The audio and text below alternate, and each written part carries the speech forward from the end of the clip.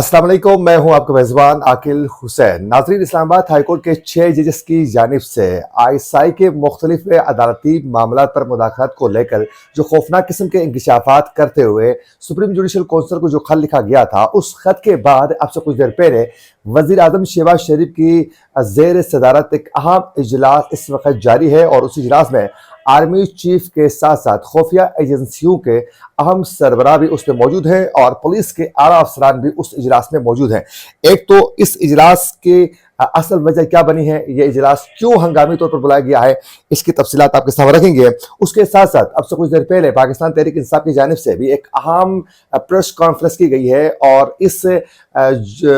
खौफनाक इंकशाफात के साथ जो इस्लामाबाद हाई कोर्ट के जजेस ने जो खत लिखा है उस पर तहरीक इंसाफ ने अपना रद्दमल दिया है, ये भी आप लोगों को बताएंगे। उसके अलावा मौलाना फजल रहमान की जानिब से भी एक बहुत बड़ा ऐलान सामने आ चुका है और वो बहुत जल्द क्या करने वाले हैं आज खुल के मौलाना फजल रहमान इस हवाले से जिक्र कर चुके हैं। और उसके अलावा अमेरिका की जानिब से भी एक बहुत बड़ा फैसला और बहुत बड़ा एक ऑर्डर जो है पाकिस्तान को मुतनब्बह किया जा चुका है। इसकी भी तफसीलात आज के प्रोग्राम में आप लोगों को बताएंगे। अगर आप लोगों ने अभी तक हमारे चैनल को सब्सक्राइब नहीं किया है तो हमारे चैनल को जरूर सब्सक्राइब करें और बेल आइकन क्लिक करना न भूलिए ताकि इस तरह की अपडेट्स जो हम आप तक पहुंचाना चाहते हैं वो बर वक्त आप तक पहुंच सके। अगर आप लोग हमारे वीडियो को लाइक या फिर शेयर कर लेते हैं तो उससे यकीनन हमारी हौसला अफजाई होगी और हम मजीद रिसर्च करके अच्छे प्रोग्राम्स बर वक्त आप तक पहुंचाने की पूरी कोशिश करेंगे। तो अभी और इसी वक्त हमारे इस वीडियो को लाइक लाजमी करना है और फेसबुक पेज को भी जरूर फॉलो कीजिएगा। नाज़रीन, सबसे पहले आप लोगों को बताते चलें कि पाकिस्तान और ईरान गैस पाइपलाइन का जो मंसूबा है इस पर ईरान की जानिब से तो तकरीबन फाइनल किया जा चुका था, लेकिन पाकिस्तान की जानिब से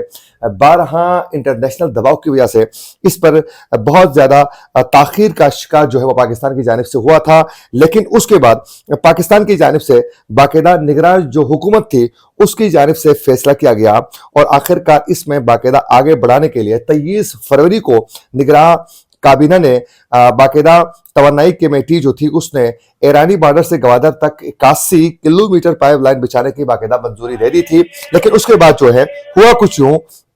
कि इस पर आप सबको भी आगाह है कि जो गैस पाइपलाइन है अगर ये पाकिस्तान फौरी तौर पर अपनी जानिब से भी चीज़ें मुकम्मल कंप्लीट कर लेता है और इस पर पाइपलाइन बिछा लेता है तो पाकिस्तान 18 अरब डॉलर जुर्माने से भी बच सकता है। अगर नहीं बिछाता है तो फिर इसका खमियाजा भुगतना पड़ेगा पाकिस्तान को। उसके साथ साथ नाज़रीन,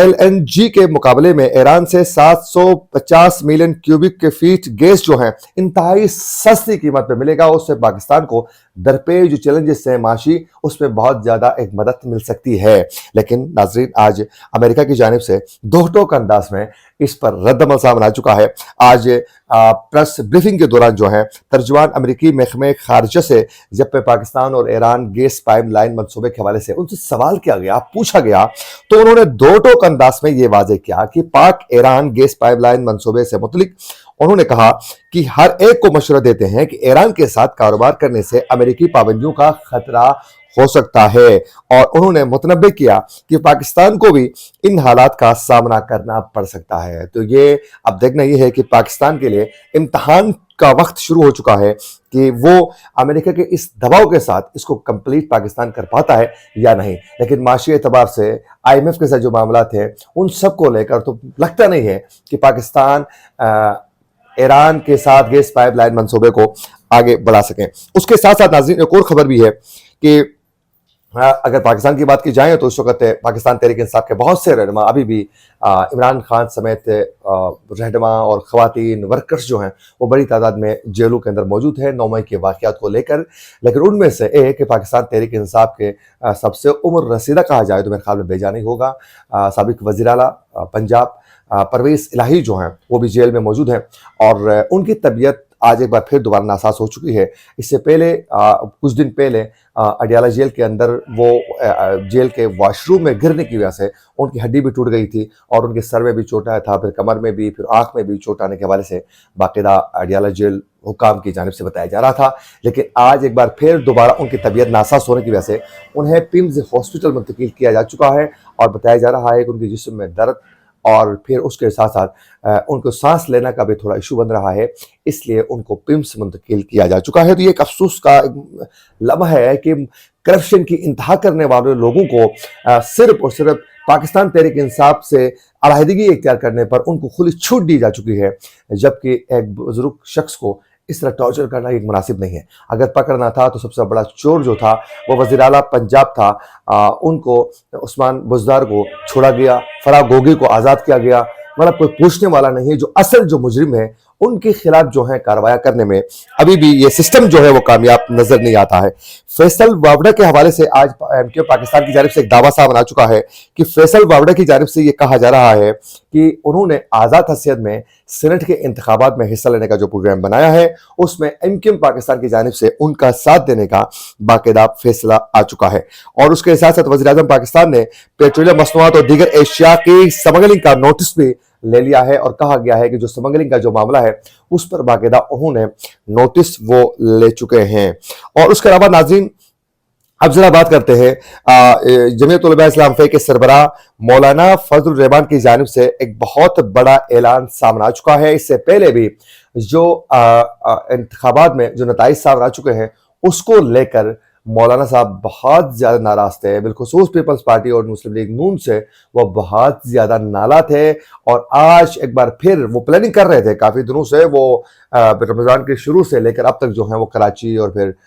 مختلف ملک کے مختلف شہروں کا وہ وزٹ کر رہے تھے اور اپنے کارکنوں کو اور رہنماؤں کو وہ موبلائز کر رہے تھے۔ باقاعدہ باہمی مشاورت سے چیزیں طے کرنے کے حوالے سے بات چیت کا سلسلہ آگے بڑھ چکا تھا، تو باقاعدہ یہ فیصلہ ہو چکا ہے۔ انہوں نے ایک ویڈیو پیغام جاری کیا ہے مولانا فضل الرحمان نے۔ اس ویڈیو پیغام نے انہوں نے واضح طریقے سے کہا ہے کہ جمعیت علماء اسلام فے جو ہے JUI کوئی بھی ان کا امیدوار جو ہیں وہ ضمنی انتخابات میں حصہ نہیں لے گا، یعنی ضمنی انتخابات کا انہوں نے کھل کے بائیکاٹ کیا ہے۔ انہوں نے کہا ہے کہ ہم 8 فروری کے انتخابات کے نتائج کو مسترد کرتے ہیں کیونکہ یہ پارلیمنٹ کے عوام کی نمائندہ کم اور اسٹیبلشمنٹ کی نمائندہ زیادہ ہے، یعنی پارلیمنٹ کو انہوں نے اسٹیبلشمنٹ کی نمائندہ قرار دے دیا ہے۔ اور ساتھ ساتھ انہوں نے کہا ہے کہ 8 فروری کو انتخابات میں ہونے والے جو بے ضابطگیوں کے ساتھ ساتھ جو نتائج سامنے آ چکے ہیں اس کے حوالے سے 25 اپریل سے بلوچستان سے تحریک شروع کرنے کا وہ اعلان پہلے کر گئے تھے، لیکن اب جو ہے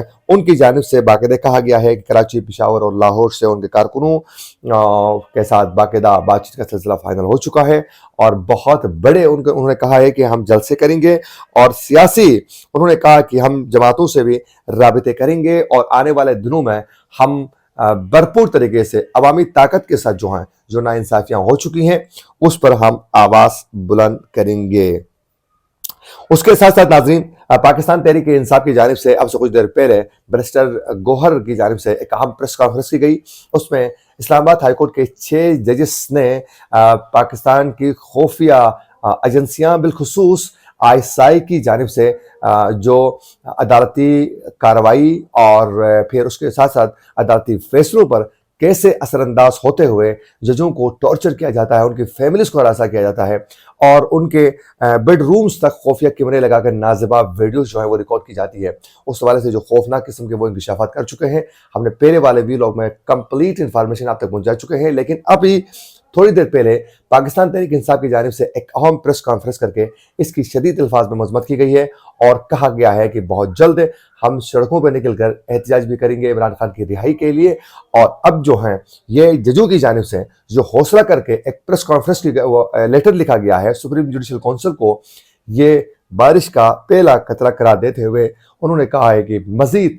واضح ہوا کہ کس طرح عدالتوں کو مینیج کر کے، سسٹم کو ہیک کر کے کیسے ناانصافیاں ہو رہی ہے۔ انہوں نے یہ پریس کانفرنس کر کے انہوں نے باقاعدہ کھل کے ذکر کیا ہے۔ اس کے ساتھ ساتھ وزیر اعظم شہباز شریف کی زیر صدارت ملک میں ہونے والی دہشت گردی کے معاملے کو لے کر وزیر اعظم شہباز شریف کی صدارت میں اعلیٰ سطح کا ایک سیکیورٹی اجلاس ہو چکا ہے اب سے کچھ دیر پہلے۔ اس اجلاس میں آرمی چیف سمیت سیکیورٹی ایجنسیوں کے سربراہان، IGs اور دیگر متعلقہ حکام نے بھی شرکت کی ہے۔ ذرائع کے مطابق اجلاس میں پاکستان میں کام کرنے والے جو چینی باشندے ہیں ان کو سیکیورٹی فراہم کرنے کے حوالے سے باقاعدہ بات چیت کا سلسلہ آگے بڑھایا جا چکا ہے، اور آپ سب کو بھی آگاہ ہے کہ کل خیبر پختونخوا کے کا جو ضلع ہے شانگلا اس کے علاقے بیشام کے اندر جو ہیں ایک خودکش حملہ آور نے بارودی گاڑی جو ہے وہ بڑی گاڑی جو تھی وہ انجینئر کی گاڑی سے ٹکرا دی تھی، جس کے نتیجے میں 5 چینی باشندے اور ایک ڈرائیور جو ہیں وہ جان بحق ہوا تھا، اور اس پر باقاعدہ بتایا جا رہا ہے کہ یہ سیکیورٹی کے اعتبار سے یہ اجلاس بلایا جا چکا ہے، اور اس پر وزیر اعظم شہباز شریف کی زیر صدارت اس پر غور کیا جا رہا ہے، کیونکہ اس وقت چین کی جانب سے بھی پاکستان کے اوپر دباؤ زیادہ ہے کہ وہ فوری طور پر جو کچھ ہو رہا ہے اس پر اپنا رد عمل دے، اس پر اپنے عملی طور پر اقدامات اٹھانے کی کوشش کرے۔ لیکن جو 6 ججز کی جانب سے جو لیٹر لکھا گیا ہے، فی الحال اس میں ISPR کی جانب سے بھی بالکل خاموشی ہے، اور اس کے ساتھ ساتھ پارلیمنٹ اور وزیر اعظم کی جانب سے بھی خاموشی ہے، اور اب دیکھنا یہ ہے کہ سپریم جوڈیشل کونسل میں بیٹھے ہوئے 5 ججوں کی امتحان کا وقت شروع ہو چکا ہے کہ وہ کیسے انصاف فراہم کرنے میں کامیاب ہوتے ہیں یا نہیں، کیونکہ ججوں نے شوکت علی صدیقی کے کیس کا بھی باقاعدہ حوالہ وہ دے چکے ہیں۔ اسی کے ساتھ اپنے میزبان عاقل حسین کو دیجیے اجازت، اللہ نگہبان۔